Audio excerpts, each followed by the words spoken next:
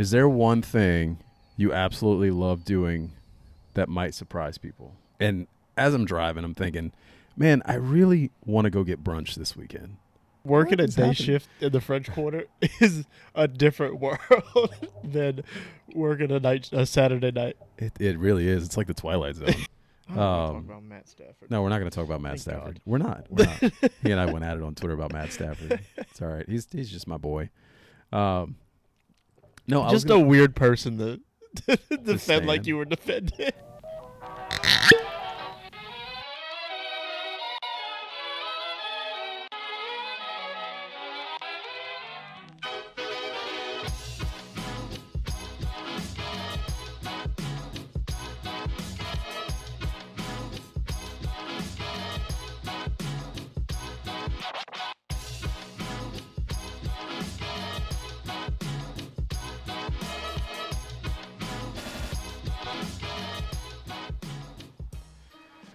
We're here live with the Who Effin' Knows podcast. The official podcast of Aubrey Plaza fans everywhere. I can get behind that. She's cool. I agree. Weirdly funny and hot. My wife would be like, absolutely not. But, I mean, hey. Meh. Well, we disagree with your wife. Oh, man. How have you been? I've been good, man. I just told you I came from a very stressful dinner, so this is a nice little unwind for me. How about you? You good? Yeah, I started a new job, and I feel like I have not done anything outside of that job. It hasn't been, like, overwhelming, but it's just, I don't know. It's just one of those things. Start something new. I'm trying to go all in, and I've realized I have not taken care of other aspects of my life this week at all. So it just dawned on me that it took us – you going to guess your episode number because you didn't do it? No, I actually coming in knew that I didn't know the episode number, so I totally left it alone. So we're 7 episodes in, and I think this is the first time in the intro that we've asked how each other's doing. Yeah, I was actually thinking about that earlier. Even as I was counting us down to start in, I was like, you know what? I'm going to ask how he's doing this week. You know what it is, though? It's not like we go the week without talking. We talk all week long. That's true. So it's just kind of know what we're doing each day. Well, it's funny because I think the reason I asked it is because I genuinely, like I just said, I feel like I have not been in tune with anything else going on in life for the last week. I mean, I didn't even set my fantasy football rosters this week until like 30 minutes before the game tonight. How'd your week 1 go? Up and down. I'm still trying. I was telling you earlier, I'm still trying to figure out who the guy is for the Chiefs as far as like who their main weapon's going to be. I know that they've never had a main weapon other than Tyreek and Kelsey, but I feel like, Sammy Watkins used to step up too and put up some decent numbers. But now they don't even have that number one. I don't know. I've got them all spread out on different teams, and I don't know which one. Well, we kind of talked about it before, though, that actually seems like it might work out better for them. Yeah, I think so. It's like the old school Saints offenses where it's just some guys, but there's enough good guys. Yeah. That it just makes it dangerous. Well, and I think Kelsey's still the guy, but Yeah. Not tonight, clearly. Makes it a little bit easier for teams to just key in on him, though. Yeah, that's true. I was hoping it'd be Juju. I know he had a down year last year too. Last couple of years. I'm not the biggest Juju guy. It just. I don't know if I'm a Juju guy. I just was hoping he would be. Yeah, I drafted him. So. I don't know. But no. I wanted to start tonight. I didn't tell you this. Just something fun, something light. I was curious. Is there anything? Here, let me pull it up so I know how I wrote it earlier. That way I don't ask it the wrong way and go down a weird. While you do that, everybody like, follow, subscribe, all that good stuff. Visit theknow.com. Check out all our articles. We got our picks going for the season. Yeah. I'm in the lead right now. That's the only reason I brought that up. I am not. But as of tonight, I think me and Ethan are going to be tied. So. Did he pick the Chargers? No, he said he picked the Chiefs. Yeah. It was looking good for me until I made a smart comment about it, and it was all downhill from there. There you go. That's what you get. God don't like ugly. So what you got? Okay. So here's what I was thinking. Is there one thing you absolutely love doing that might surprise people? Anything. It doesn't have to be like weird. Just, something that somebody looks at you and you're like, oh, you like that? Okay. Cool. It's your opportunity to share something about yourself that a lot of people don't know, I guess. Do you have an answer already? Yeah, that could give me some time to. Yeah, mine's not. Because those kind of things you got to give me a heads up. No, I don't like giving heads up. No, I don't. Because off the top of my head, I don't know, but I want to give you an answer. So mine's not like deep. So I don't want you to think like I was No. going super deep on this. I was driving around earlier. This is what made me think of this whole conversation. And as I'm driving, I'm thinking, man, I really want to go get brunch this weekend. Like I would love to go sit down, drink some mimosas, and just have a basic bitch Saturday and have some brunch. And then I thought through like my favorite brunch spots, like my favorite meals at brunch. Is that why you threw it out to me as a top 5 possible? That is why I threw it out as a top 5 possible, which is not our top 5 tonight. But yeah, I don't know. That's my thing. And I don't know if people would look at me and be like, oh, he's a brunch guy, or oh, he's not a brunch guy. And if you do, then why are you even thinking about brunch when you look at me? That's just something I was thinking. So this isn't something I do often, and it's something I used to be like, oh, I could never do this. But sometimes I like just going grab lunch by myself. Yeah. Like on a day off. Yeah. So like I used to be like totally not against it, but it's just something I felt weird doing.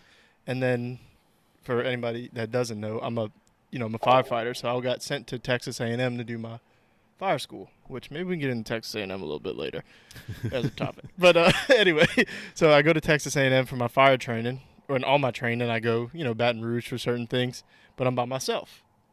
And work pays for all my food. So instead of just having everything delivered, when I went to do that, this is like 4 years ago, that I went to do all this, I would go grab lunch by myself. And as I started doing it, because I went through like 2 months straight of training out of town where I didn't know anybody, so I'm like, I'll just go grab lunch by myself. And after that, it's just something I enjoy doing from time to time. Might go to the range, driving range in the morning. After that, go grab a burger somewhere by myself and just, I don't know. Yeah, no, I actually really agree with that. That's something that I don't know if it's like a maturity thing or like a self-confidence thing. When I was younger, I always felt weird about it. I think it is more of like it's weird to say confidence, because what is there to be confident about just going to lunch? But I think maybe it's both, because as you get older, you start to, or like when you're younger, you see all these older people, or like people our age, like having lunch by themselves, and you're like, that's weird. And then you just grow up and you have life responsibilities and everything, and it's just, I mean, I don't know about you. Sometimes I just enjoy being alone. Oh, no, 100%. That's what I was about to get into. Just waiting my turn here. I remember when I was younger, it was me and a bunch of my buddies or friends in high school. We went to like Taco Bell or something, and I remember my head football coach was sitting by himself like in a booth. And I remember in the back of my head thinking, oh, that's so sad. Like, he's here alone. Does he not have a wife or a girlfriend? And I don't know why I thought that way in high school. And now, that would be, I mean, not at Taco Bell, but that would totally be me. Like, I go by myself anywhere. I mean, I learned, I was like, I don't know, mid-20s, I guess. And I moved out to Orlando to work for Disney. And when I was out there, I didn't know anybody. Yeah. So it was just kind of like, I wasn't going to sit at the house all the time. So I just started going places, eating by myself. Life just forces you to Yeah. get out. Well, what's interesting too is like in that scenario specifically, there were a lot of people there like that. So really what it turned into was like you also learned how to make friends with just total strangers. Yeah. So like to this day, and my wife thinks I'm weird for it, but I can literally make friends with anyone, anywhere, about any topic. Yeah, I'm kind of the same way, but I'm like very much an introvert. Like, I like being alone. I don't like to approach people at all. But if somebody were to come to me and talk to me, we could talk about anything. Yeah. And I get along with anybody. I could see. I'm kind of the same way. I think we're a lot alike. I'm kind of the same way because I find myself in conversations sometimes, and maybe this is why I get along with people as well. I find myself in conversations sometimes just kind of sitting back. Mm-hmm. Like if I'm in a group of like 3 or 4, I just let people talk And I wait just for listen. your chance to Just listen. yeah. It's not even that I'm like waiting for my chance. I'm just like, yeah, like I You're don't have anything. You're an observer. I don't have anything to say right now. I'm just going to listen. You to what like you're to saying. observe and pick up on. Yeah, I'm with that. Yeah. I've told you before. Like when I go out with my friends, I'm more of the like let's just sit. I like to sit back. Mm-hmm. I just like to people watch sometimes too. That can be fun. And then if somebody wants to talk, we'll talk. Yeah. Do you have any wild like people watching stories? Well, I worked in the French Quarter for 5 years. Oh, so you definitely have some wild people watching. Yeah, series. man, I want one to come. I wish I had one. I don't know. I know that there is there is one. Yeah. I mean, we would have people like. So I worked in a parking garage, and I'd just sit out on the street and watch. I mean, you'd have like random fights out of nowhere. Whoa. People just would walk up, graffiti on the wall, walk away. I've had guys walk by like look like they fresh out the hospital with the band and the scrubs on. It's just. I don't know if it's the alcohol in the French Quarter or what it is, but I'm telling you, I feel like there's always some shit like that going on. I mean, I can remember as a kid being on Bourbon Street and like a guy standing on the curb and some dude just coming out of nowhere and just knocking this guy clean out. Guy was totally unexpected. And I was just like, oh shit, is this what happens here? Yep. Like, it's so crazy. I spent my 4.5 years of college working in the French Quarter. So it was like the perfect time. 2 blocks off Bourbon. So I saw some stuff. I bet. And had some fun. But I bet. Yeah. That's I'm way past those years. dude, there's no way. It was fun. Never again. I'm not. I tell people this all the time because working in the industry I work in, I work remote, so I work with a lot of people who aren't from here, and a lot of people talk about Bourbon Street and they talk about the French Quarter and things like that, and I always have to just kind of let them down easy and be like, I don't do that. That's None of not. us do. No, like that is not. This goes into another subject actually. Anytime you see it, we can relate it to sports. Anytime you see a team coming to town, I'm not an LSU fan, but Florida State came in, and they're like, oh, Florida State took over New Orleans, and they're all on Bourbon Street. You didn't take over New Orleans. You went to the tourist area. Congrats. Tip your bartender. That's not where we are. Like, thank you for being a patron in our city. Yeah. Thank you for moving our economy along. Yeah. I mean, we actually had this. I think we talked about it on another pod when we talked kind of about our game day traditions or whatever. My only time I would go to Bourbon is because I would park where I was working in the French Quarter, hit a bar, and then I'd walk down Bourbon just to kind of get the. But it's at like 10 in the morning when it's not too much, or 9, 10 in the morning. There's not too much going on. But if there's a lot of people, I just avoid Bourbon like the plague. It's always like, it's funny to me. I've been on Bourbon in the middle, or like in the morning, or in the middle of the day too, and it's always like. There's like families walking down Bourbon, like from out of town or whatever, and there's like 5-year-olds. Working a day shift in the French Quarter is a different world than working a Saturday night. It really is. It's like the Twilight Zone. It's like, I know what happens here. You should not be here, but it's clearly okay right now. So just wait. I don't know when it changes, but it's gonna change, and you need to be gone when it does. Oh man. Oh shit. A lot of topics we could talk about tonight. NFL first weekend came through. We could launch into. Let's just do it. Let's just launch into the Saints, or week one. Is there anything surprising about week one you want to talk about before we get into the Saints, or? I mean, just in general. Yeah, whatever. I mean, whatever you want. So something is not surprising to me, but something that stood out. I feel like there was a lot of bad football, and I think it has everything to do with no one played in the preseason. Yeah. No one. And if you look at the teams that were good, the Chiefs, the Bills, Mahomes and Josh Allen didn't play much in the preseason, but they at least played a little bit. And it's just I feel like preseason needs to make a comeback. I think they need the reps. It's also without them playing the preseason. I think a friend of mine said this. With them taking away a lot of the practice time too, like a lot of these guys aren't getting the reps that they used to get. So if they're not practicing and then they're also not playing in the preseason, it's going to lead to a poor product on the field, in my opinion. And it was weird to me, the people that would say. Now it's different for the Saints because Jameis was hurt, Mike was hurt, so they didn't have the. I guess Jameis, did he play in the last game at all? I don't remember, to be honest. I don't think he did, but so it's weird. It's different in that situation, but like. Perfect example. Russell Wilson didn't play in the preseason. Got a new head coach, a whole new team, and that was a debacle on Monday. Or it was a mixture of him and the coach just not being on. That was weird. That was silly, is what it was. Yeah, it was silly. That's the word I choose to use. But it was. But if not that, I mean, I guess the preseason doesn't solve all of that. But you could tell it was something with getting the plays in. They weren't snapping the ball or getting to the line till like 10 seconds left on the play clock. Yeah. So they clearly need reps of getting plays in, and maybe that's Nathaniel Hackett being a first-time head coach, and like maybe Dennis Allen as a new coach, being a head coach before, he at least has a way to practice that in practice, getting the plays in, things like that. And he's not. I guess he's not calling the plays, Well, so it's different. But I was gonna say you've also had Carmichael still calling the Yeah. plays, and he's been here for years doing that, decade doing that almost. Probably I couldn't tell you off the top of my head. Jameis was with him, the last Yeah. 2 years. There's definitely some cohesiveness there.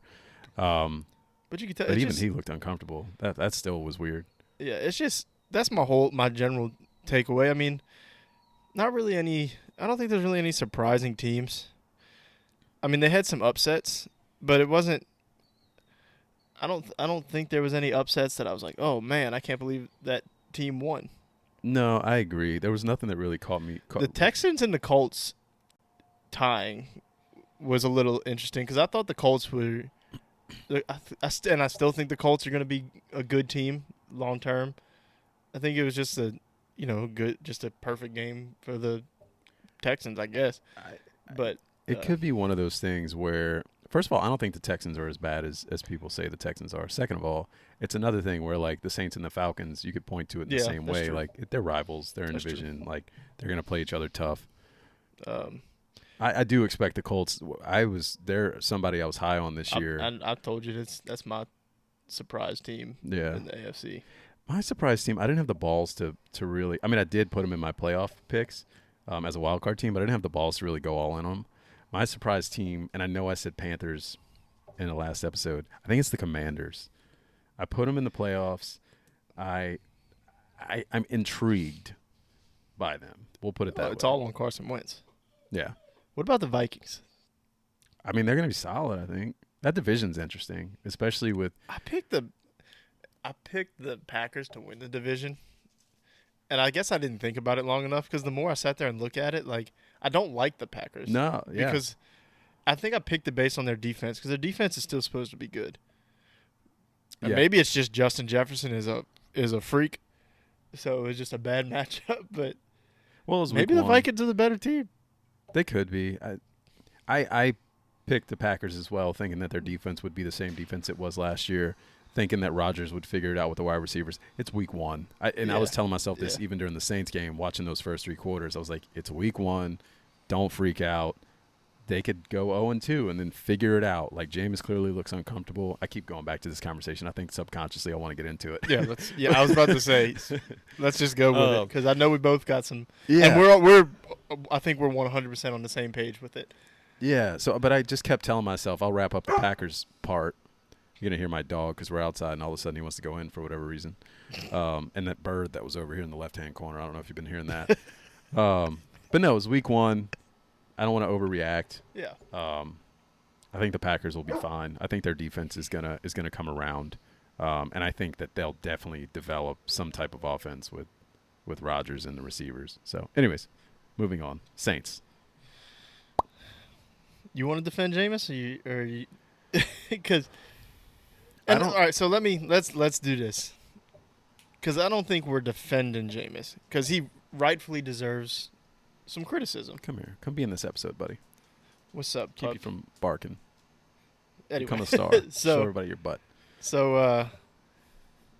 Jameis is not above criticism. Let's be clear. Absolutely about not. that. But some of these takes that people have, especially during the game, it was 3/4 of people just shitting on him and then not giving him any credit when he started to turn it around and make some plays. And that's what's bothering me the most about this Jameis situation.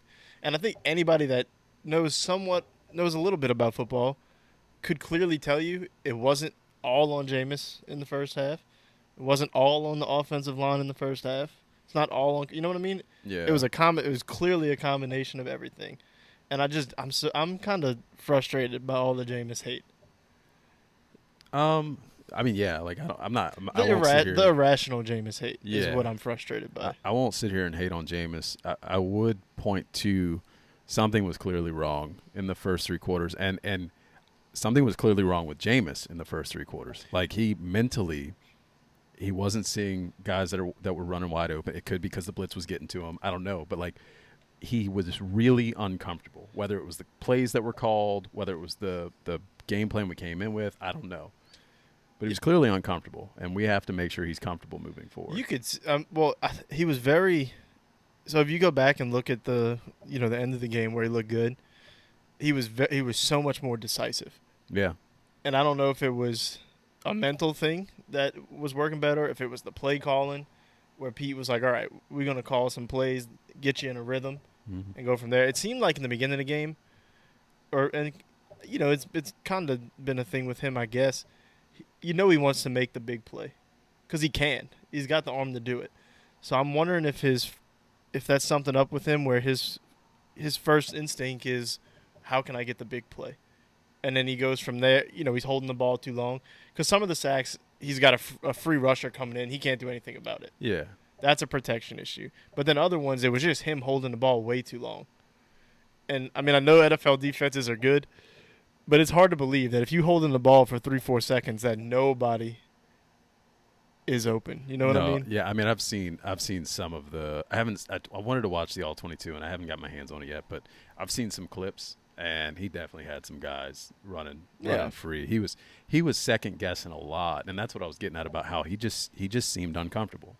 Maybe it was because early the blitz got to him, and then he was in his head. I don't know. I'm not sure. You could even see it on the sideline when they would hand him the plays after the drive. It's and also like, I don't want to see it. Right. It's also like what we were saying. He has no real time. He was working his way back from an injury. Then he comes back. Then he gets another injury in camp. He's got almost an entirely new receiving core because he has no time with Mike. Yeah.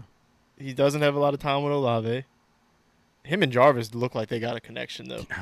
Yeah. Quick. Well, did they – who all went to – everybody went to his off-season workout, right? Yeah, he took everybody with him. Okay. So, I don't think Mike was – I don't know if Mike was there. Yeah, because I think he was still working back from his stuff. But it's just – it's a mixture of everything. It wasn't just one person. And that's what's been bothering me the whole time about it. Because I know you've seen it. People are just throwing it all on him, saying, I told y'all he's not the answer. It's like, come on. It's not that he's not the answer. He had a rough 3 quarters. And it's alarming. It's alarming because you don't want to see that moving forward. But you can't completely ignore the fourth quarter either. Right.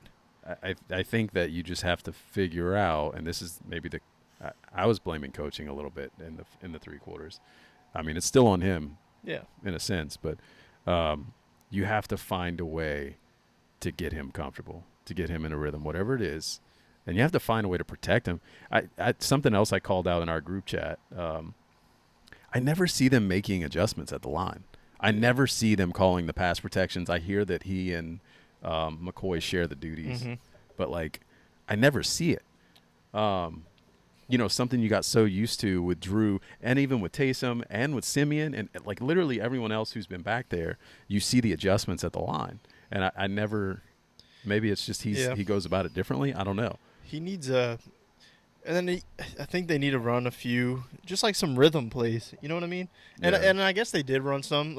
He missed Mike on a slant, which you could see was a timing thing. Yeah. There was another one where Mike runs a little in route and he throws it behind him because it looked like he wanted Mike to kind of sit, and Mike wasn't ready for it. It's another timing thing, or just they don't know, they don't know how to play with each other yet.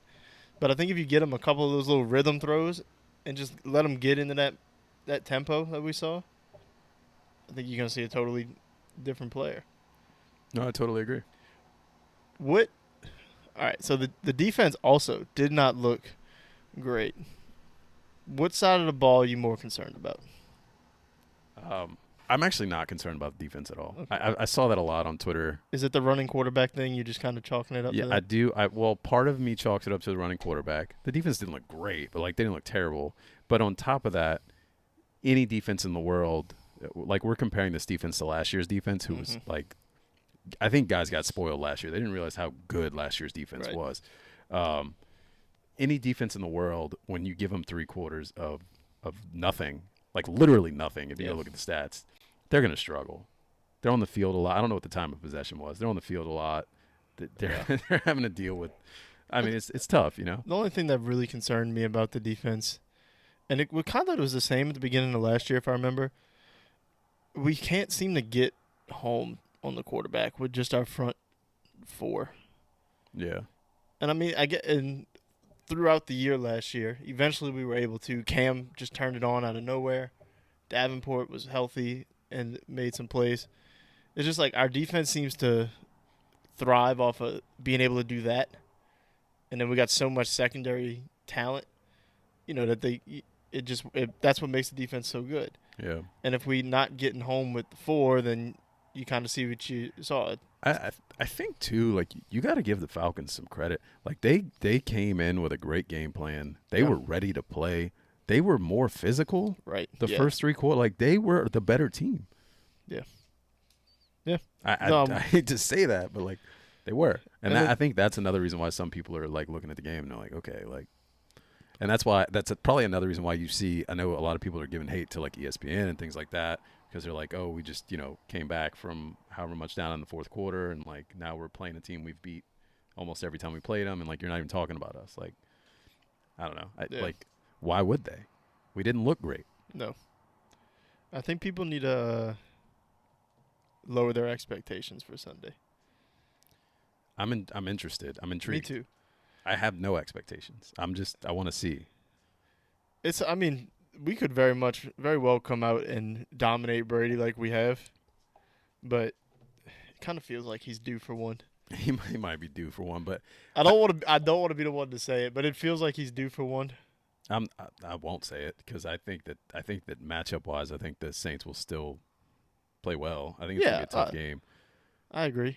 It always like seems to be a it tough wouldn't game. surprise me at all if we do it again. Mm-hmm. But it would be like it would be amazing that we continue to do it to him.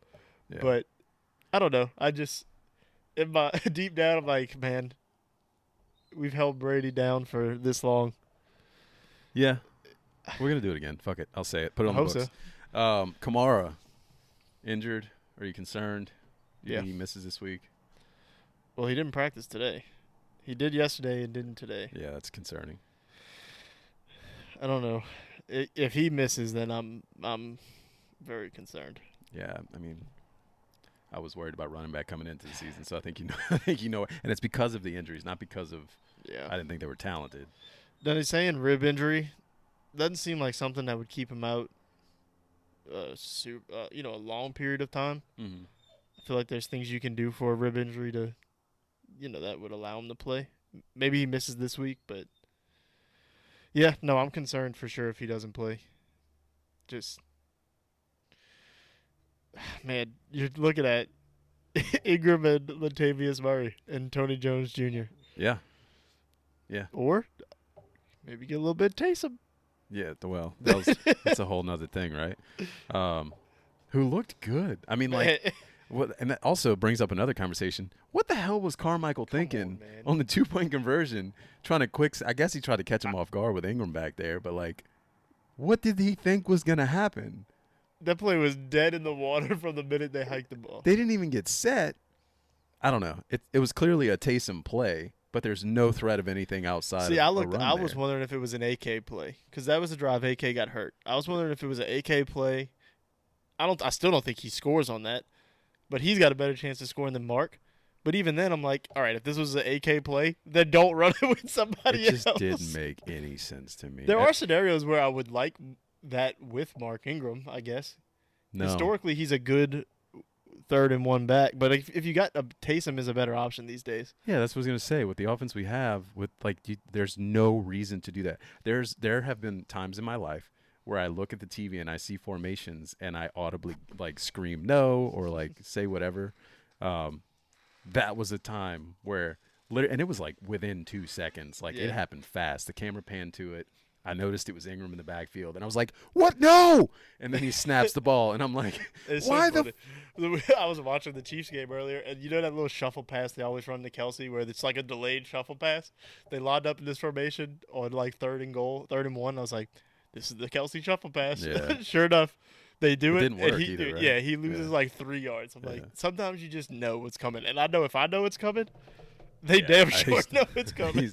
I used to say that a lot because you could tell, like, you watch the same coach for so many years. Right. You know what they're going to call in certain situations. I felt like I became a Sean Payton play call expert at a certain point in my life. 3rd and 12. Here comes the draw. or a screen. Yeah. Which the screen game was gone for years. But anyways, let's move out of the Saints. There's some other fun stuff we can talk about. Actually, there's one that I feel like we should address. Does Chris Paul have the worst luck of any NBA player ever? Maybe. Yeah. Like, I feel like his injuries come at the worst times. Yeah. And I know that his owners are racist. Yeah. That's what I'm getting at. And I know I took a backdoor way into this conversation, but that's how I looked at it when the reports came out. And obviously terrible news.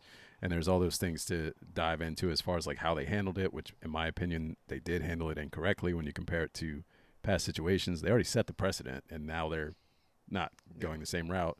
But Chris Paul in particular, he plays for the Hornets. The owner sells to the NBA because he's in such bad financial shape.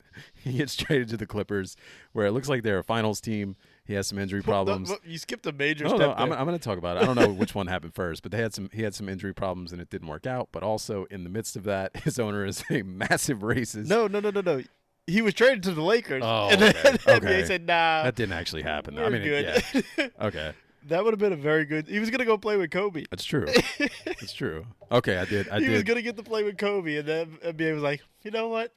I don't think so. Yeah. Poor guy. They would have had so many rings.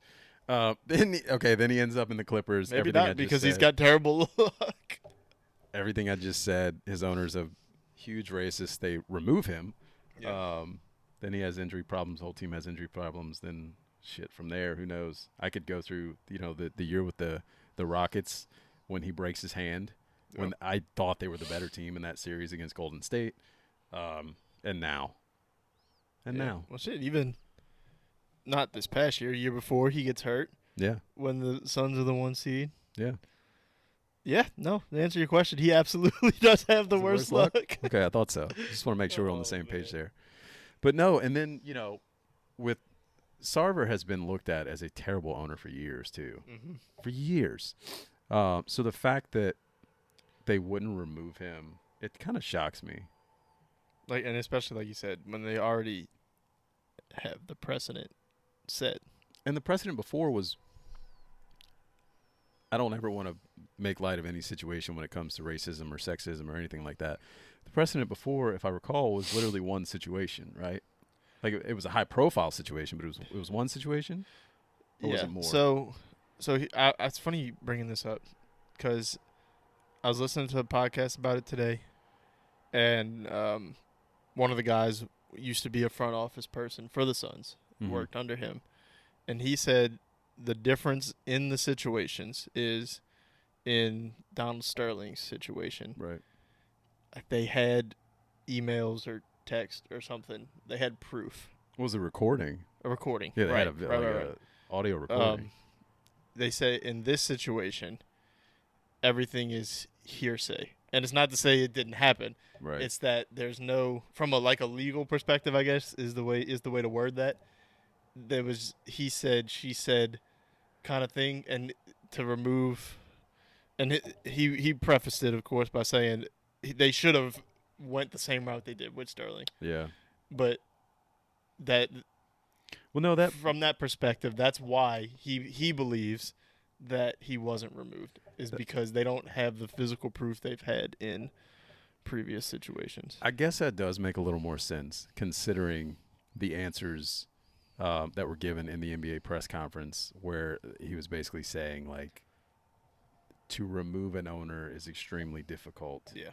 And we decided that we took the right action here based on what we had in front of us. So he didn't directly say that, but, like, now it kind of makes more sense if you kind of blend them together.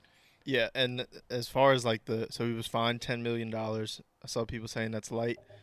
That's the maximum amount an owner can be fined under their guidelines or whatever it is what this guy was saying.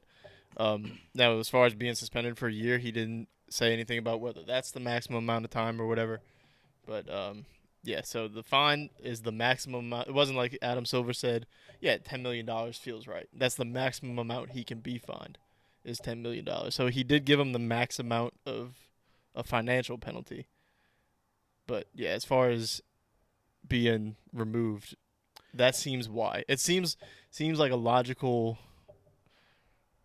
I don't want to say it and sound like, like I'm giving him a reason that he shouldn't be removed or whatever, but that seems like the reason why he wasn't. Is there just no proof?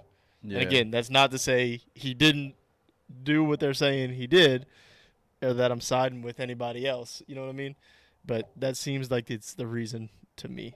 Okay. It makes sense, like you said. It makes sense. It does. It makes a little more sense if you think of it that way, because I wasn't thinking of it that way at all. I was thinking of it as like, bad man, get rid of him.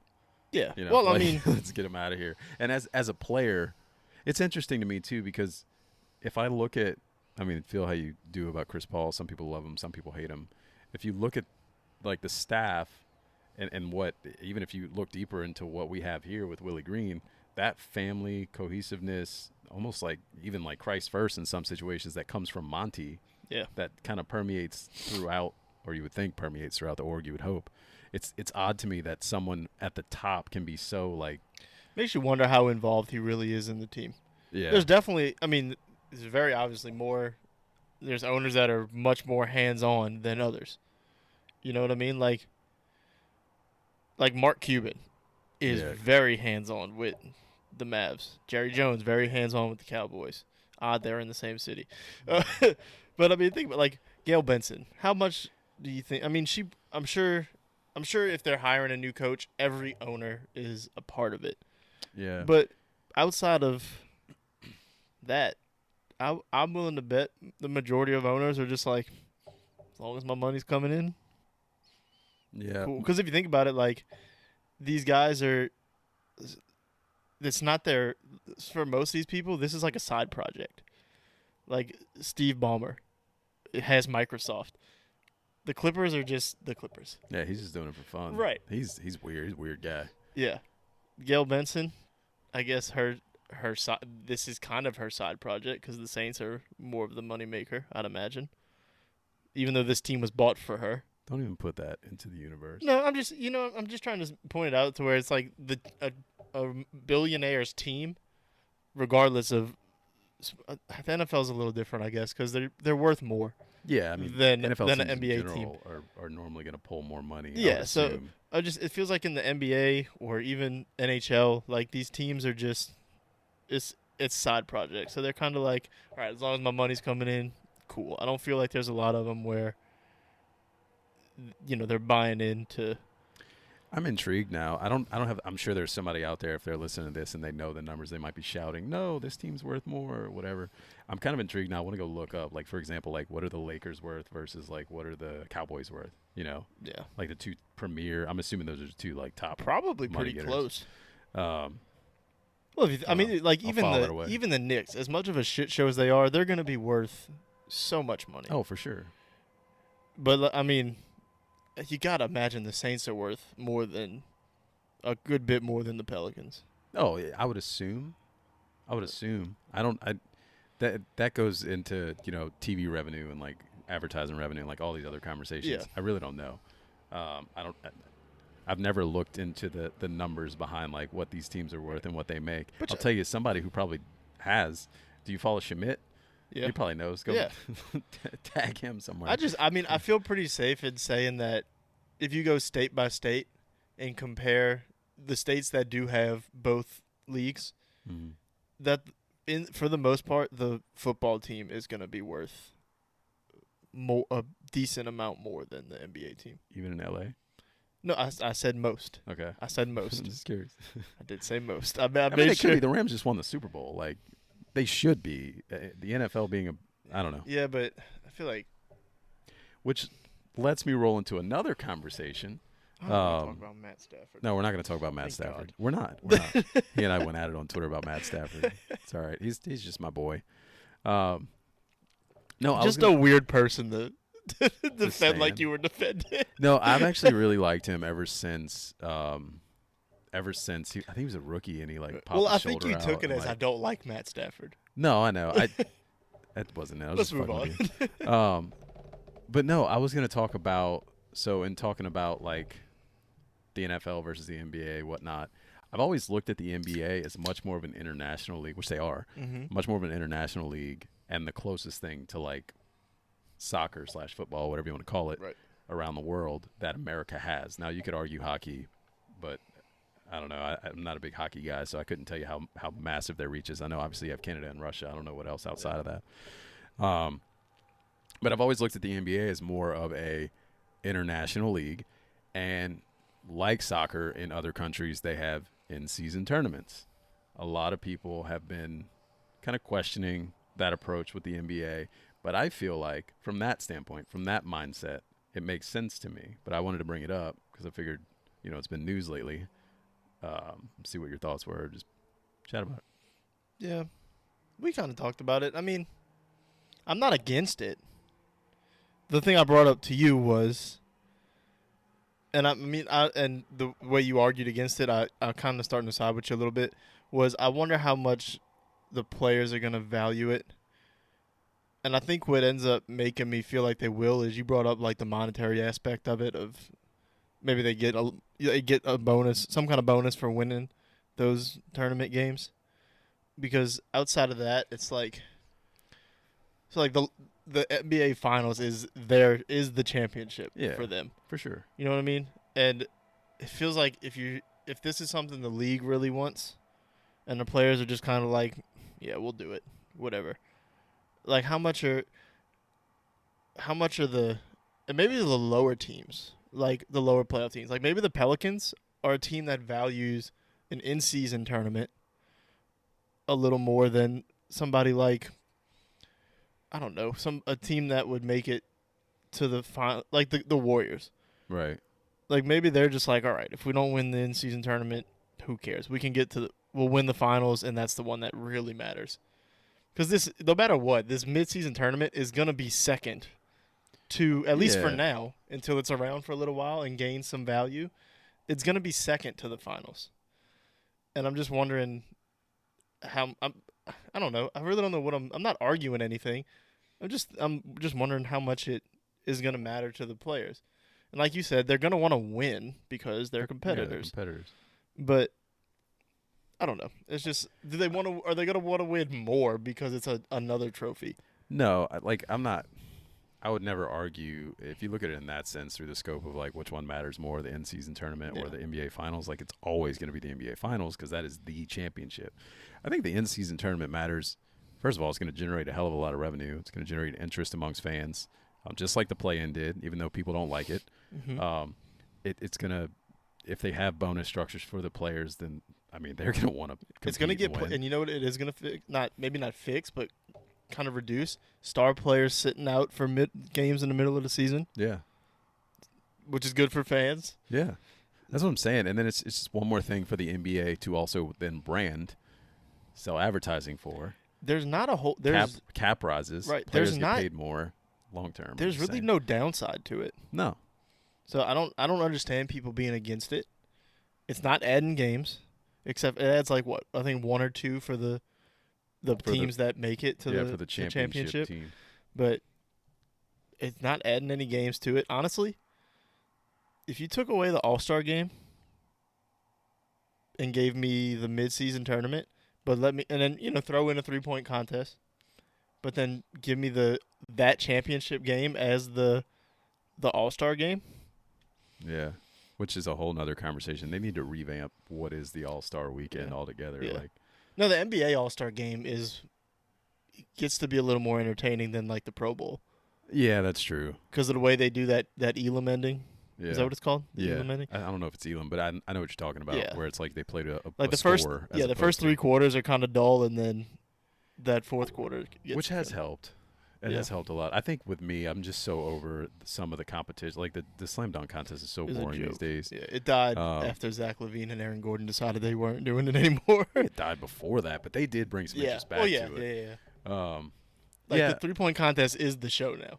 Yeah, for sure. Which I would honestly I would pay big money to just watch like a one-on-one competition, like a one-on-one tournament. One-on-one tourney. Yeah, that'd be cool. Yeah, you could even do like a big 3 style. Yeah, little thing, get each team to come up with a big 3 or something. I don't know, or a 2-on-2. Yeah, or even like you're saying, have the top so many teams have a representative and do one-on-one. Yeah, I think it'd be cool. And I know that from a player's perspective, like if you're playing that hard and you're really competing in an all-star game, there's risk of injury and things like that, and nobody wants that. From a fan's perspective, like I want the competition. I want to see them at their peak. Something I've always thought, and I've seen other people mention it. Like you see these like rec leagues or street leagues where you get these crazy dunkers. Let them come in and do the dunk contest. Yeah. I would much rather see them than – I mean, I guess they're trying to get some of the younger guys known through that, but nobody's watching. No, and most of the time, they don't become known for a good reason. No. Like, your boy was out there dunking in Tim's this year. What are we doing? I don't want to watch some no-name guy miss 6 dunks in a row. Right. Sometimes it works. Zach LaVine was not a superstar, his first one, and it put Zach LaVine on the map, I'd say. I mean, he was on the court. Probably he was known, but the dunk contest, people were like, "All right, I like this guy," and then he gets really good on the court, and it just kind of helps build his brand. But you got these other ones that are just terrible. They're trying to force it. You're never gonna get unless you can convince Ja and Zion to want to do it, which would be phenomenal. Right? People would watch unless you can get the stars to want to do it. Yeah, nobody's gonna. Because everybody comes into it now like, oh, the dunk contest is going to be awful. How you mentioned John Zion, and I'm not going to lie, just like butterflies hit my stomach. I was like, man, the Pelicans play in like X amount of – I don't have it like other people do. Oh, it's this many days, but like it's soon. Mid-October, right? Yeah, it's freaking soon. It's usually right around my birthday, which is the 25th. So pretty cool. Yeah, like a month, a little more than a month. I'm excited. I was going to say, how excited are you? We could start talking Pels basketball. Like, we haven't really talked about that on this podcast. Still not a whole lot to talk about yet. Yeah. But we're getting there. They had some staff changes. They had some guys move around. The guy that was coaching the squadron moved up. He's an assistant with the Pels now. I didn't even see that. See? Got to stay on your shit. Yeah. I'm going to be honest with you, man. It's all little I'm going to be honest with you. It's the very beginning of football season. I'm scratching that itch right now. And baseball. I mean, my team sucks, but... That's fair. It's the heart of baseball season. It's just a lot going on to where I miss out on some Pels news. If it's not like player transactions, I generally miss out on it right now, which I have seen a little bit of trade talk. Yeah, supposedly. I haven't read too much into it. Obviously, I'm all in. What the fuck is? I can't even think of his name right now. You know it. Bogdanovich. Yeah, Bogdanovich. I was drawing a blank. I'm all in on him. He's one player that I've always liked.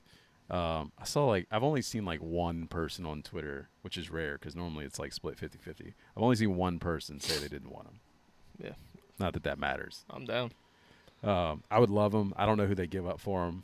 Personally, I don't really care because I know it's not going to be Devontae. Yeah, it's not going to be one of our top guys, which is kind of funny because I've seen a case being made recently for Devontae being a positive player for the Pelicans. I think advanced stats-wise, he was a positive asset last season. There is a chance that it was just an off year.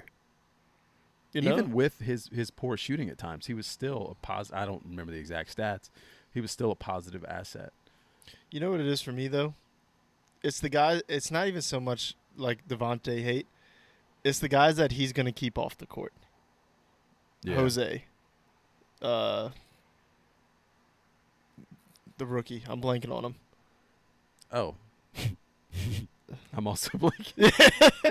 I'm really blanking on it right now.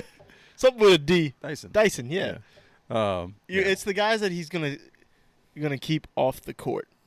Now, if Devontae is the Devontae we signed and expected, by all means, give me the score, because at his peak he could be a legit 6-man candidate. Yeah. You know what I mean? But I don't hate keeping him. I don't hate trading him. Just depends what we get, Yeah. Because he has hit some big shots. Yeah, I'm intrigued to see him off ball with Zion on the court, with Zion and BI and CJ. I think that's my biggest thing coming into this year. I don't want any major moves. Nah, I kind of want to see how it plays out. You can make a move at the trade deadline. Absolutely. Yeah, absolutely. See what you got. I'm hearing, but I was also hearing that like it's not, if a trade happens, it's more so when. So it's like in that case, like at this point, the two players I think I'm willing to part with for more depth are like Devontae and Jax. Well, yeah, and I think those are the guys you're gonna have to trade. Like, Yeah. Like, don't make any moves that involve any of your young stars. mhm. Obviously, no Zion, Bi, CJ moves. Yeah, Like, none of that's gonna happen.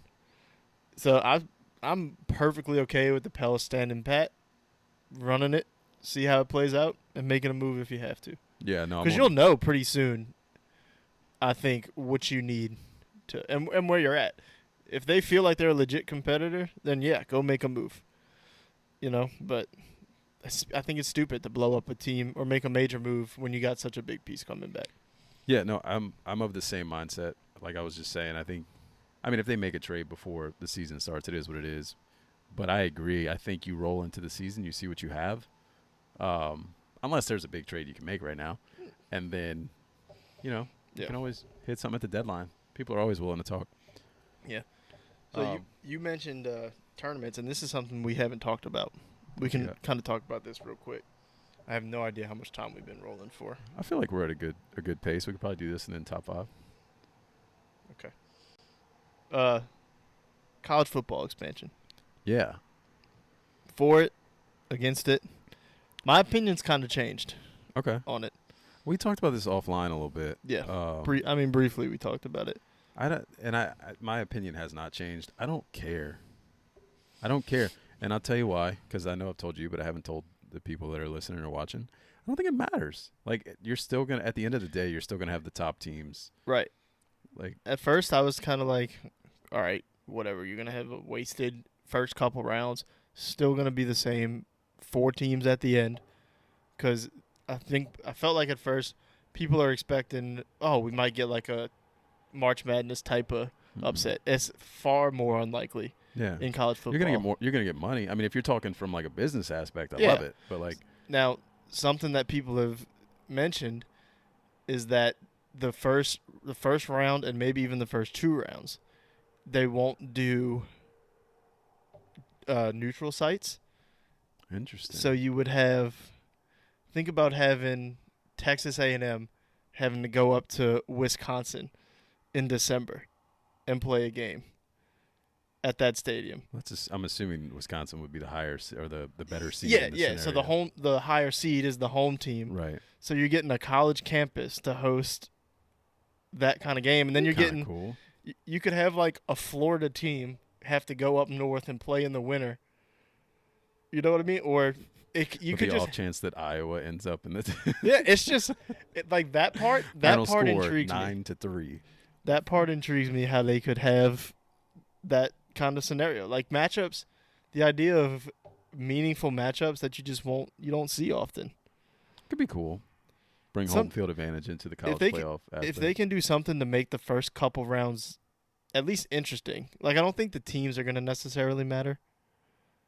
But I also heard ideas of it helps with recruiting. Because, yeah, you're the 12th team. You're unlikely to get to the championship. But, so like Miami, for example, and I'm not trying to be a homer, but they're in that range right now, the mid of the rankings. Right. They can pitch to recruits. We're one or 2 spots away from being a playoff team. Right. You come join us, we can be one of those. Whereas before, teams were like, well, if you're not Alabama, Georgia, Clemson, you're not winning a championship. But you can tell them, hey, you come, maybe you're the difference maker because we're right here and can get in. I agree. I could see it from that aspect. I think for me, like, I just look at it from where I'm seeing college football going with the NIL. Yeah. And it seems like it's just, and the realignment of divisions, it seems like the big teams, the rich are going to get richer and the poor are going to get a lot poorer. Unless some kind of regulation comes in. Yeah. Which I couldn't even begin to tell you how. I think. Because right now it's like the Wild Wild West. It is. And I think, honestly, as an outsider looking in, I think a team like Miami actually benefits from it a little bit. Miami, USC. USC as well, whereas they've both been kind of middle of the pack, maybe not even in the discussion, and now they're allowed to pay players, not directly. If you can keep some of those guys home in those – yeah. It's the Texas. It's the talent. I mean, you're already seeing it with A&M. Yeah. I mean, are you? Well, they're getting the players. Why they're not winning, I don't know. I think that's something you wanted to talk about, right? I just want to say, Texas A&M is a cult. Texas A&M is a cult. That's all. College Station? There's that video going around of. I'm sure you've seen it by I've now. seen If you haven't seen it on Twitter, it's it. because they keep getting to take it down. If you haven't seen it, but of their cheerleaders doing the whole thing. I've been to A&M for Midnight Yell. It's weird. Yeah. It's weird. I've never watched that whole video because I never cared. It was always like it would start weird and I'd be like, nah, I don't want to watch this. And I would just move it's on. hard to watch because it's just like, ugh. But I also think I saw one from last season or maybe the year before that I also thought was weird. I'm sure this one takes the cake from this year because it sounds like it does. But I also thought those were weird, and I was like, I'm good. I read some wild things. Oh, really? I'm not gonna say them on here. I think I know what you're talking But about. I read some wild things. They're a cult. That's all I'm gonna say. They're a cult. The bonfire thing where they. Yeah, that's the one. Jeez. I don't know if I had really anything else to. I have interactions with athletes. No idea why I put that. I mean, you mean like meeting athletes? I'm assuming that's what I was gonna ask, but I feel like there was a story behind it, and I don't know what it was. Maybe it'll come back to me another day. All right, we could touch that another time. The only other topic I have was Brett Favre can go to hell because I have a personal vendetta against him. What is your personal vendetta? Let's hear it. If we had multiple cameras, this is where I'll be like, what camera am I looking at? Well, right now you're looking at this one, Yeah. camera A. The one that tells us how much time we have, and I can't read Can't even see it. So, this is pre-Katrina, so it has to be. I want to say probably close to 20 years ago. I went with my mom. So my mom and I think I mentioned this to you. Mom's a huge Tim McGraw fan. Okay. Yes, you have. And growing up, her and I would go to every Tim McGraw concert within like a driving radius, basically, and that was like our bonding thing. So, and we'd always get like front row seats, whatever. He had a concert in Mississippi. I think it was Gulfport. And I used to be a huge Brett Favre fan. Used to love Brett Favre. And we knew he was going to be at this concert, and we had front row tickets. So I went to the concert wearing my Brett Favre jersey. Because I was like, maybe I get to meet him. Sure enough, concert ends. He was like off to the side the whole concert. Then and this is 20 years ago, and I remember this vividly. So it tells you it stuck with me. After the concert ends, he goes down the line, signing autographs. So I have my jersey. I take it off. He gets to me. He takes the jersey from me, takes the cap off the Sharpie, puts it to the jersey, pulls it away, throws it back to my mom, and says, I have to go. How long does it take an athlete to sign an autograph? Damn. How long? That's hurtful. That's like 3 seconds, 2 seconds. Maybe not even that. He could have just scribbled something. So he could have wrote a line. So I don't want to say that moment has led to all the terrible things that have happened in his life. But I'm a real believer in karma. I'm not saying it's the reason, but I'm not saying right. it's the reason. I'm not saying him not signing the autograph for me is the reason the Saints beat his ass in the playoffs and nearly crippled him. Yeah. I'm not saying that's the reason he deserves to be in prison now. But, like you said, I'm also not saying it. So as far as I'm concerned, Brett Favre can go to hell. Good for you. Speak your truth. I will speak my truth. And if he doesn't go to prison, which I'm sure he won't, because he won't go to prison because he's Brett Favre, I will continue to hope that bad things happen to Brett Favre for the rest of my days. That guy, man. It's funny. I think he's like a cult hero here for a long time because he was from southern Mississippi, basically. My grandpa and my mom's family's from Mississippi, and they loved him. I can remember, and now looking back, I'm like, man, if like a lot of them have passed away now. I'm like, man, if you guys only knew some of the things.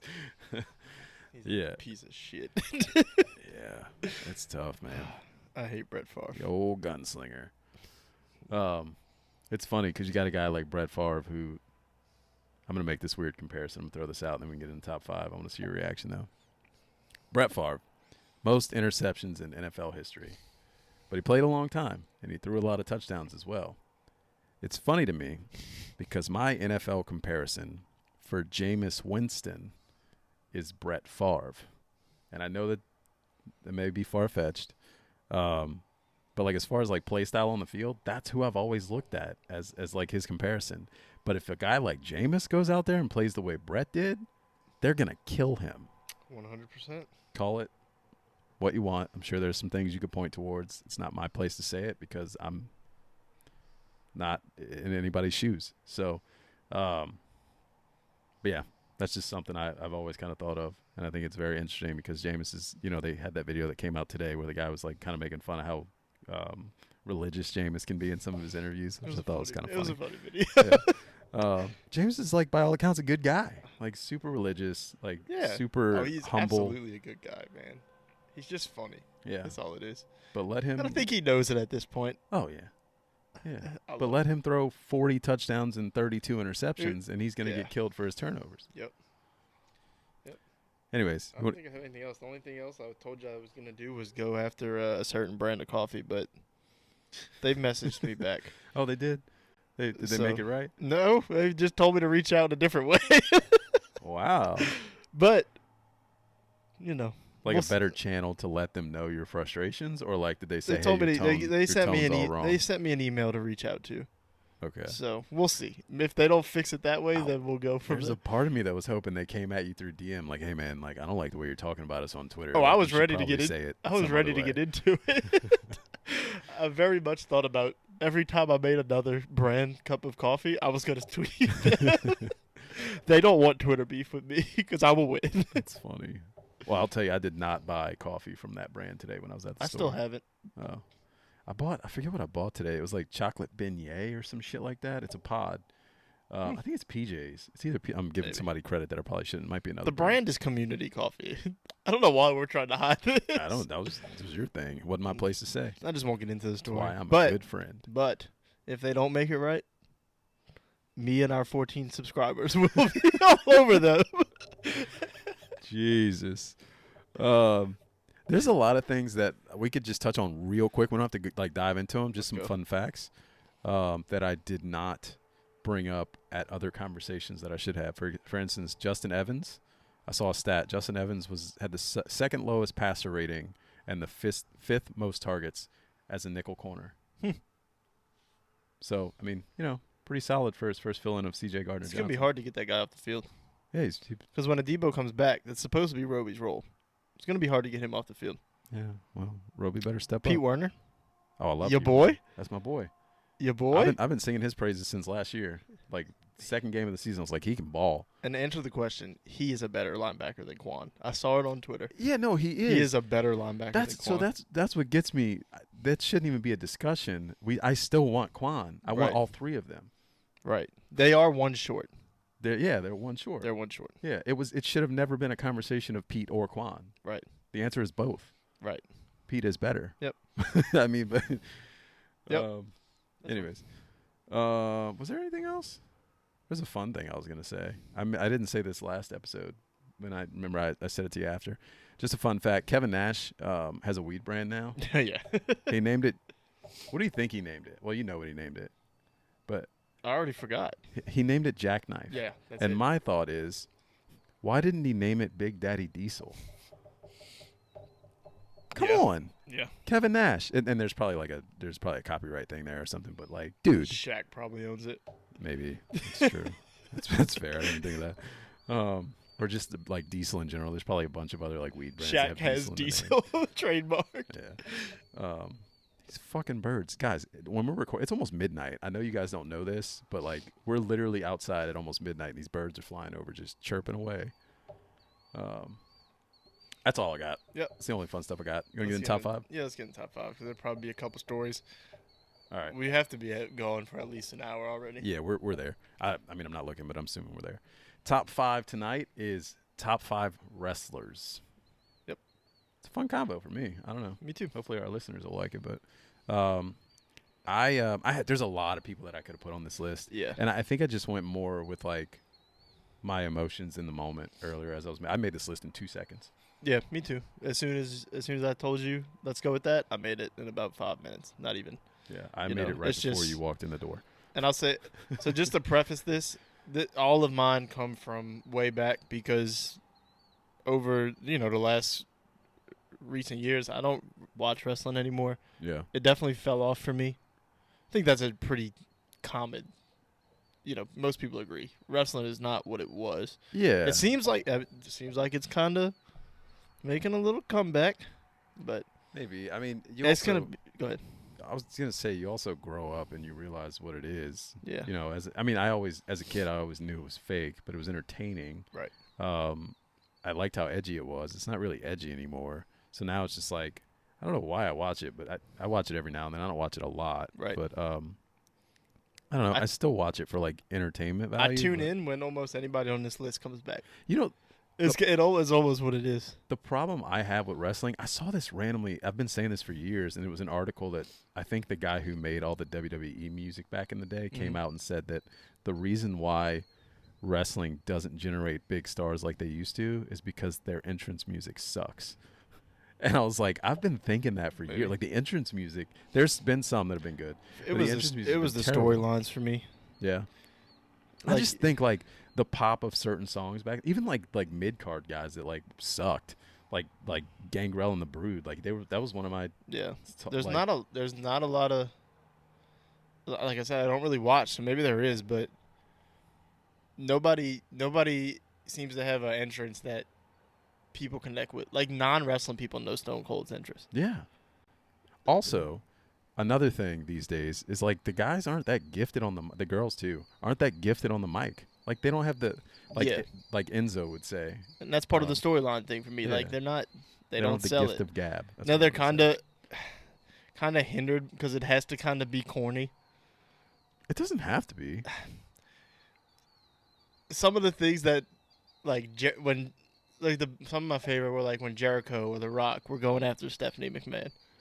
You're never gonna see stuff like that again. What's funny to me about that is that you say now it's kind of corny, but like the stuff that they said was corny. But it was funny, but like today they could never do that because. That's true. They made a lot of. Now Triple H says we're gonna make mature content and just give it to you in a PG way and bleep out words and this and that. So we'll see. Maybe it starts to come back a little bit. But anyway, let's do it. I digress. Who's first? It I don't never matter know anymore. I think I've gone first a couple times, so go ahead. I'll go first. My number 5 is going to be Scott Hall, Razor Ramon, whatever you want to call him. That was my guy. As a kid, I had literally toothpick walking around all the time, and I would just throw it at things. I thought I was so freaking cool. Any wrestler I ever made on any of the WWE games or WCW games, they always had the Outsider's Edge, Razor's Edge, whatever you want to call it, as the finishing move. My guy. I like it. My number 5 is Scotty Too Hottie. Oh, fuck. We talked about it a little bit in one episode, and we said we'd get into all of it later. We used to go to wrestling. We used to be very, very, very much into wrestling. Me and my mom, and just my family, and we would go to any event that came here, and we would always dress up. And one time I went as Scotty Too Hottie. My mom had somebody make me the thing. I wish if she has pictures of it some kind of way. We lost most of it, in Katrina. But if she has pictures, I'll post them on our Twitter or something if I can get them. Phenomenal. But like I did the spiked hair and everything. Scotty Too Hottie is probably the reason I tried to learn how to do the worm. I wish. I loved the Scotty Too Hottie. I Like wish I he was really there. wasn't. Looking back, he probably wasn't a good wrestler. No, he's a terrible wrestler. But I loved it. Just the whole the goofiness of it was funny. I don't know. Entertaining. As a kid, it's entertaining. Yeah, definitely entertaining. That's hilarious. I love it. Grandmaster Sexay. I love that he had AY in his name. I don't know, just the 90s, man. And they were at the time, it was like him and Rikishi. Yeah. It was just a funny combination. It's just funny, man. My number 4 is going to be the Heartbreak Kid, Shawn Michaels. Yeah. That's my mom's all-time favorite. He could probably be higher. Like, he's one of the best ever, but, like, he's number 4. He's not on my list. He's definitely one that could be. That's my mom's all-time favorite. Loves Shawn Michaels. Mostly because she thinks he's hot. Well, I think that happens a lot. Like, my wife, there's a lot of guys that she liked or likes, and I guarantee it's not because they're good at what they my, do. My mom was always Shawn Michaels and Edge. Yeah. So, But for me, the Shawn Michaels, it's the DX thing. Yeah. That's what it is sure. for Shawn Michaels is the DX thing. I mean, that's probably the only Triple H isn't on my list, but that's the reason he would have been. I probably would have just put DX as a whole. Yeah, that's fair. Because all of them. I did like Shawn Michaels a little bit before DX, but his personality carried over perfectly. I mean, DX was basically who he already was. Yeah. In the that's industry. That's a whole other list, like top 5 factions, stables. Yeah. My number 4 is the Headbangers. Oh, you're choosing both, Mosh and Thrasher. Yeah, and this is the wrestling Disney cruise that I brought up to you before. Nice. Tell me more. So my mom and I went on a Disney cruise that was also, I don't know if it was WWF or WWE at the time, but probably the F. I think it was. They were there. Yeah, and I was probably like 7 years old at the time. So it was just all the big wrestlers at the time were on there, and they'd just be hanging out on the cruise ship as you'd walk around. So like, I remember we went swimming. Big Show was there. Like, you just got to hang out with Big Show, and I'm a 7-year-old like meeting the Big Show. 7'3" Dude. or whatever. And so, hey, Mr. Show. Like, that whole thing is cool. But what happened from that, and the reason I like the Headbangers is, at night, the kids go to sleep. Parents would just go out. They'd be on a cruise ship, So my mom ended up going out, and the wrestlers would also go out. She became friends with the Headbangers. They came here for a show. We would always get the first 2 rows or so when they would come when we go to a show here. After they had a match, it wasn't a televised show. It was like a house show. Mm-hmm. After their match, they won. They came up to the railing, grabbed me. I didn't know it was happening. They grabbed me over the railing, took me backstage of the show. That's cool. I saw Kane without his mask off, which was a big deal at the time. All he had was, because like where his eye, where you could see his face, it was always black. Yeah. So all he had was the black, like the black on him. And as a kid, I'm like, oh, he's really burnt. Like as like a 7-year-old kid, I'm like, oh, Kane's no mask, he's really burnt. I met the Dudley Boys. I used to have a picture of me with the Dudley Boys. They gave me the glasses to wear during it. I met the Hardy Boys. I met Edge, which my mom was jealous of. Actually, my mom met Edge on the cruise ship. They did a. There's a story here. Well, they did a. They did like a questionnaire kind of thing, like lined up 5 or 6 of the guys up there, and my mom got on the mic. Edge's wife was there with him. My mom told Edge she thought he was hot. Nice. His wife didn't like it very much. It told her to shut the fuck up on the cruise ship. I love it. Yep. So that's that. But yeah, that's why I like the Headbangers. Just because, not even because of them being wrestlers, because they were the ones that took me over the thing and took me backstage to hang out. That's fun. So I came. I'm jealous. As a kid, I would have loved that. Oh, dude, they brought me back. Awesome. Like, it's a good story. I was like a little celebrity for a minute because they brought me back a few matches later. Because like I watched a match backstage on their little TVs in their locker room. They brought me back. Like all the people around me were like, "Oh my God, what'd you do? Who'd you meet?" I was like, "It was the coolest thing ever." My mom didn't come. She gave them like the camera, the disposable camera, and they just started taking pictures of me with everybody. The amount of trust that your mother had in 2 random guys that had tattoos and piercings. Yeah. Probably not the best parent. I guess a little bit of context. I don't know my dad, and at the time it was just me and my mom. So it's like, her and I are just had a bond, I guess. So that's awesome though. That's a great story. It's it's a good moment when 22 years later I still remember it vividly. Oh, it's awesome. Yeah. It's that is the only reason I love the Headbangers. It's a good reason. I don't blame you one bit. Yeah.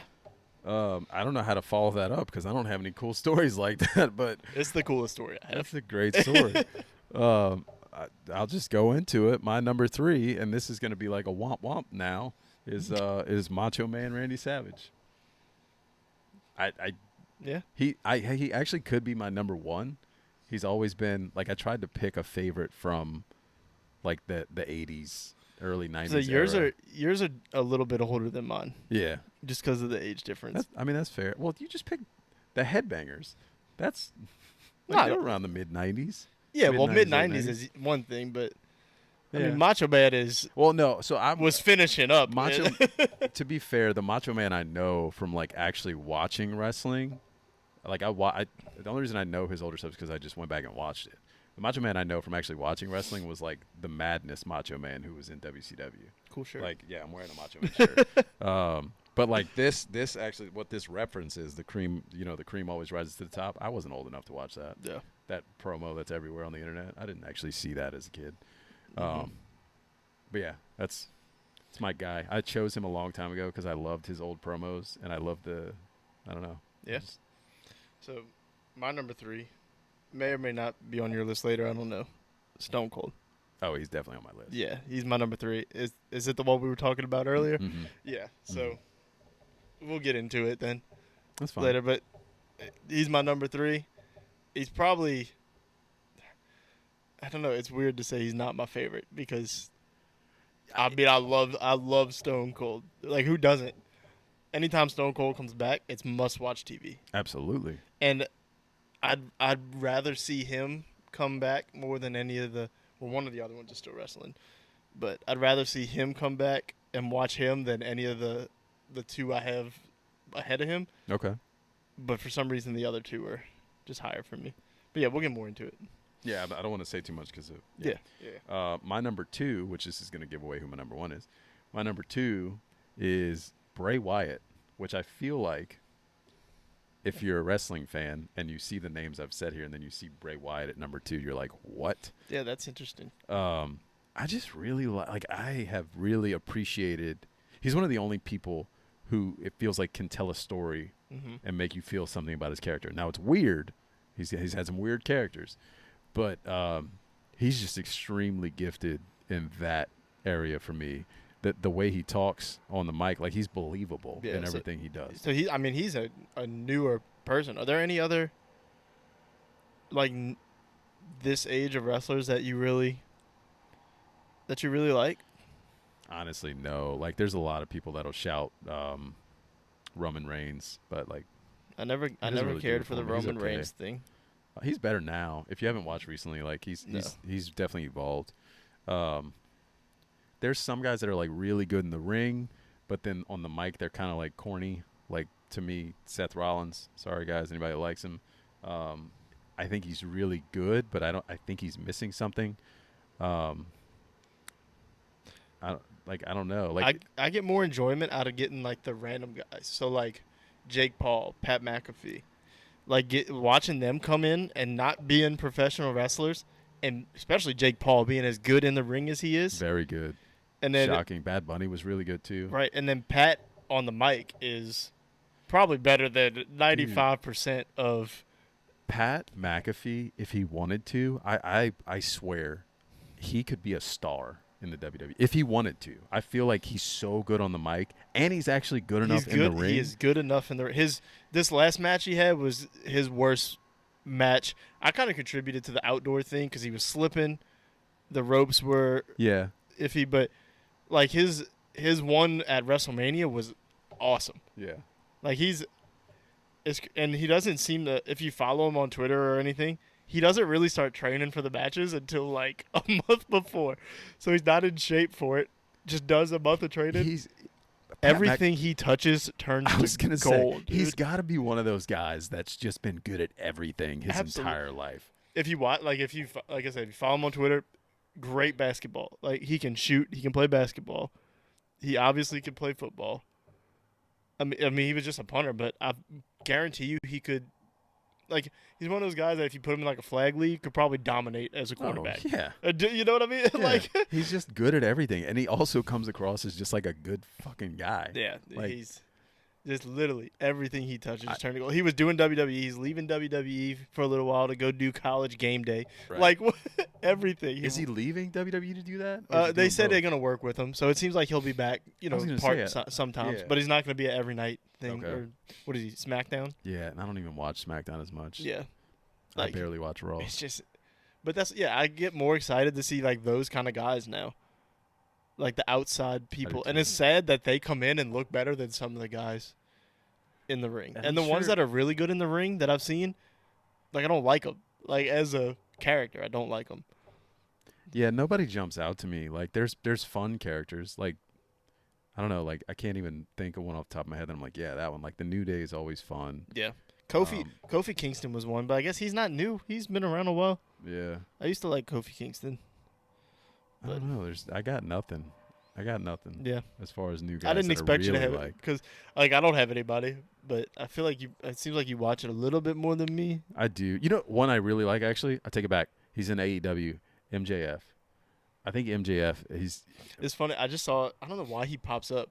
Like a lot of wrestling stuff's just been randomly popping up for me. But he just got married or just got engaged. Maybe it was tonight, and somebody posted that he just got engaged or whatever, and he quoted it and was like, "To the ladies freaking out on the timeline, don't worry. Just because there's a goalie doesn't mean you can't score." That was it. I was like, all right, I kind of like this guy. I'm going to be honest. I don't know if he stays in character all the time or if he just really is a damn douchebag. Like, maybe that's why he's so good at the character he plays because that's just who he is, which probably is. But one I did like because you mentioned, you said AEW, right? Watching NXT, Ricochet was one I liked. I like the guys that are like that, like the high flyers like that. Well, I like watching them, but at the same time, like they're all missing something, you know. Like Ricochet's a guy who's got the look. Well, I say he's got the look. He's probably undersized by WWE standards, which is a whole nother corny discussion.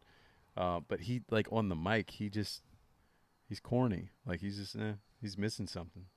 Some of the women are better these days. Yeah. And I feel like the women's roster is kind of deep. If we're talking that route, and I probably did, you know, a disservice. Sasha Banks is a star. Becky Lynch is good. Yeah. We were talking about what's her name? The one I texted you about. The one that said X that they were pushing like China. Oh, Rhea Ripley. Yeah. Yeah, and I was like, dude, what? Yeah. Bianca Belair is really good. Yep. Charlotte Flair is really good. I know some people get frustrated with the way they push her, and she hasn't been on TV in a long time, but she's really good. There are a lot of really good female wrestlers on the roster, athletes, whatever you want to. They're better in the ring than the ones that we grew up with. Oh, absolutely. They're not just there to look pretty. Right. They're there to actually tell a story in the ring too, which is cool. I don't know. We got lost in the sauce. You just said your number 2. So yeah, my number 2 is Rey Mysterio. Okay. He's still going. Yeah. So he's a pretty big storyline right now. If I remember seeing like him and Dominic and his son just turned on him. Is that his real son? Yes. It is his real son. I mean, yeah, I didn't know. Well, no, the only reason I answered you like that is because there's the ongoing joke that it's Eddie Guerrero's son because of the storyline back in the day where like they literally had I forget, it was like a contract or what it was in a briefcase, but like Eddie made the claim that it was actually his son and that his wife had cheated on him. Anyways, real drama in the WWE. No, but looking at him, he's a lot bigger than Ray. Yeah. Like a lot bigger than Ray. Yeah. He's dude, I love Rey Mysterio. That's one of the best in-ring performers I've ever seen. Like the classic Eddie Guerrero and Rey Mysterio matches. Yeah. From back then, it's like Eddie was really good too. That's another reason. Incredible. Like, but them two together, it's like some of the best like in-ring chemistry you'll ever see. I was playing a trial for WWE 2K22, and the Rey Mysterio is the cover guy, so they got like you get to play through his career, and they would do like cut videos of their actual matches. Yeah, and it's just like it's so smooth. Like everything is just it's perfect. Yeah, and it's interesting because you look at that stuff and you compare it to some of the guys today who are like the high flyers, and honestly, the new stuff doesn't compare to some of that stuff. Yeah, like. And it's not even like Ray was a high flyer per se. He was a luchador, right? Yeah. Which they had that fast, very not spot heavy match, which is like I guess a mark term. Now I'm really getting nerdy here. Anybody who watches wrestling heavily these days knows those terms. But they had those types of matches where it was like very, very fast, very flowing, high flying. in a sense. Can pull a move out of nowhere. Yeah. And these days there's guys that like try to do that, but it doesn't. Are there any like besides him? Are there any like luchadors? Luchadors, not really in the WWE, but there's some in AEW. There's some like in the. There was. I mean, there really wasn't that many growing up. They had like Sin Cara was there for a little while. Yeah. I don't remember really any other ones. Missing anybody in WWE? I don't think. I mean, there's probably some guys that like are still with the company, but they're never on TV. Yeah, but no, and the whole like him being tiny and just still being able to be good. Mostly just being impressed by how good he is. Yeah. In the ring is why I like Rey Mysterio. That's fair. So, and your number just one brings me back to my WCW days. My number one, which you guys already know because I alluded to it, it felt like a cop out almost picking him because, like, in my opinion, he's like probably most people's number one. Stone Cold Steve Austin. It's between him and another guy who's not even on my list, but I don't want to say his name because he's probably your number one. He's not. Okay. Maybe. I feel like generally the consensus, if you ask people, hey, who's your top wrestler of all time, people will say either Stone Cold or The Rock. Why is The Rock not on your list? I don't know. I just didn't choose him. It's tough. You know what? Same thing. I don't know why.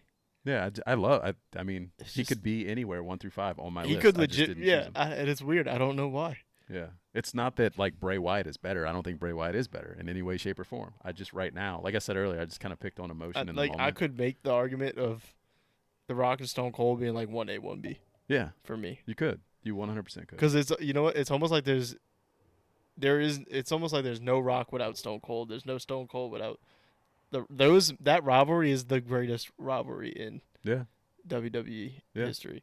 I would say the same. I think for me, I lean Stone Cold more, and it's because you just said like without The Rock, there's no Stone Cold. Without Stone Cold, there's no Rock.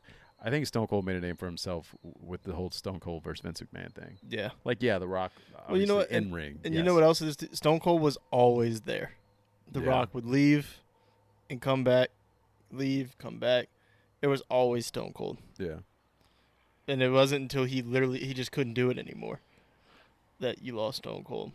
But, yeah, it's Stone Cold for me, too. Just the whole, like you're saying, the Vince McMahon thing was the best. Is one of the best storylines. Yeah, I can remember ever. Being a kid, and I don't remember how old I was, but it was like the late 90s, and I'm watching Stone Cold and Vince McMahon. I think Stone Cold came to the ring, and he demanded Vince came out. He said he wasn't leaving the ring until he got there. I don't know how I remember this so vividly. And finally Vince comes out, and it's the episode where it's the Raw where he makes Vince pee himself, basically, because he like pulls the gun, and like it comes out and it says bang.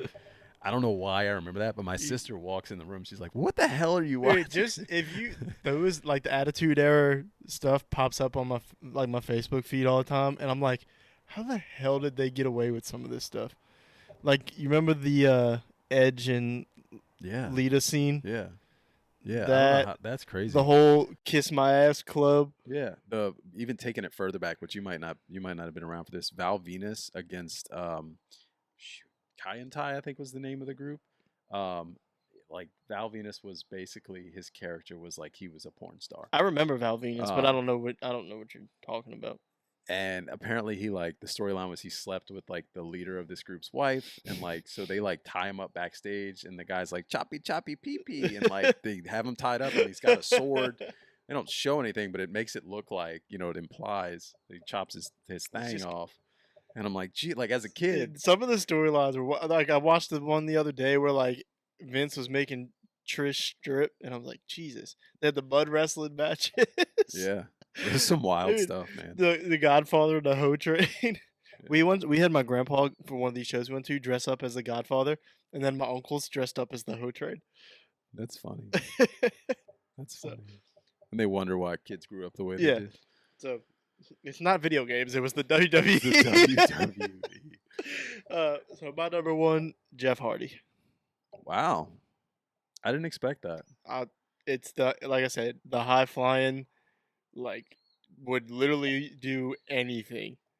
He deserves his flowers. I'll give him credit. Like he's done a lot of things that other guys have tried to do. I mean, you could point to like.